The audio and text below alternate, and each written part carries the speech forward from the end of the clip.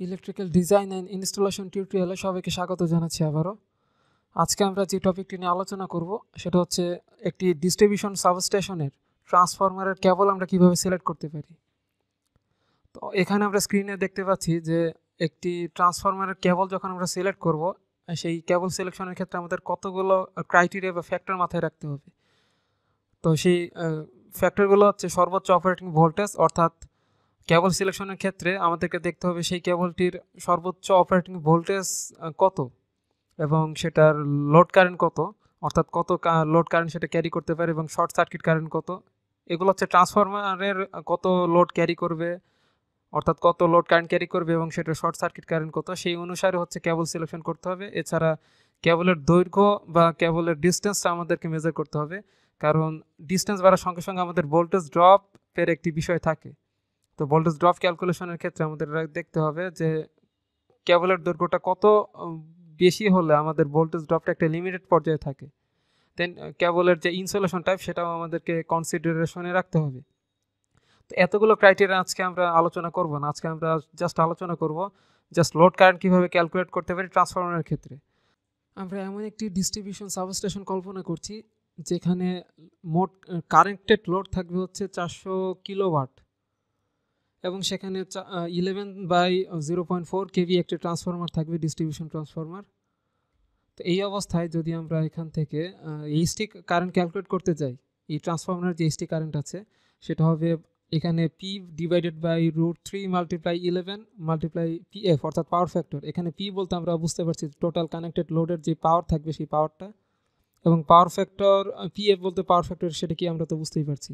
তো এখানে ভ্যালুগুলো যদি আমরা বসিয়ে দিই ফর্মুলার মধ্যে, তাহলে কারেন্ট বা এইচটি কারেন্ট আমাদের আসবে 400 ডিভাইডেড বাই √3 মাল্টিপ্লাই 11, অর্থাৎ যেহেতু আমাদের ট্রান্সফরমারের এইচটি সাইটের ভোল্টেজ হচ্ছে 11 কেভি, তো সেই 11 কেভির যে ভোল্টেজ রেটিংটা সেই ভোল্টেজটা আমরা এখানে বসিয়ে দিয়েছি 11, এবং পাওয়ার ফ্যাক্টরের ভ্যালু আমরা 0.8 স্ট্যান্ডার্ড ধরে নিই। এটা আমরা জাস্ট মেজার করে দেখতে পারবো এটা লোডের উপর ইন্ডাকটিভ লোড বা কী টাইপের লোড ইউজ করা হচ্ছে সেটার উপর যদিও ভ্যারি করে, বাট আমরা স্ট্যান্ডার্ড যেটা সবচেয়ে বেশি অ্যাভেলেবেল দেখা যায় সেটা 0.8, এটা আমরা এখানে বসিয়ে দিচ্ছি।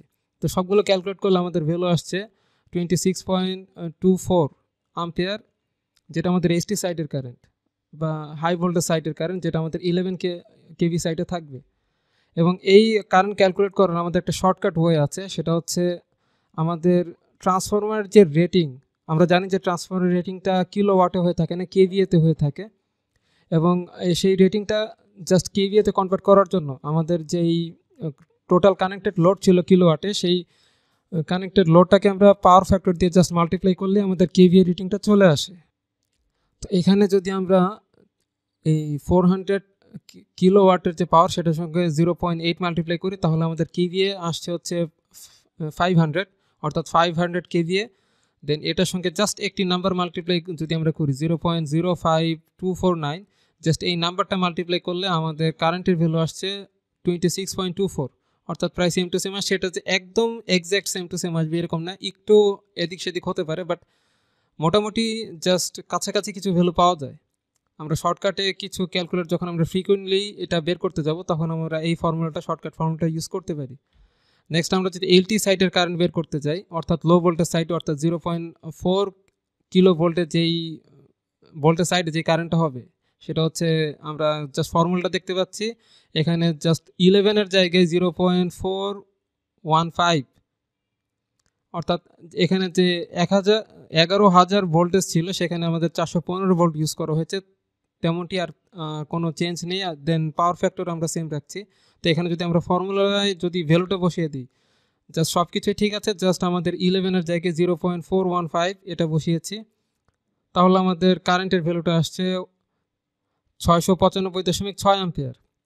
একইভাবে যদি আমরা এই লো ভোল্টেজ সাইডের কোনো একটি শর্টকাট ফর্মুলা দেখি কারেন্ট ক্যালকুলেট করার, তাহলে সেটা আমরা নিচে দেখতে পাচ্ছি যে কারেন্ট ক্যালকুলেট করার শর্টকাট ফর্মুলা এলটি সাইডের ক্ষেত্রে হচ্ছে আমরা সেই কেভিএকে মাল্টিপ্লাই করব 1.39 এই নাম্বারটি দিয়ে, অর্থাৎ এই কেভিএটা আমাদের সেম টু সেম, যেমন 400 কিলোওয়াট পাওয়ারকে আমরা পাওয়ার ফ্যাক্টর দিয়ে মাল্টিপ্লাই করছি, তাতে আমাদের 500 কেভিএ আসে, সেটাকে আমরা মাল্টিপ্লাই করছি জাস্ট 1.39 একটি নাম্বার দিয়ে, তাহলে আমাদের কারেন্ট জাস্ট ভ্যালুটা আসছে 695 অ্যাম্পিয়ার, এটা এক্স্যাক্ট যে হুবহু মিলে যাবে এমনটি না, জাস্ট একটু কিছু কম বেশি হতে পারে। তো এইভাবে আমরা দেখলাম কীভাবে এসটি এবং এলটি সাইটের কারেন্ট ক্যালকুলেট করতে হয়।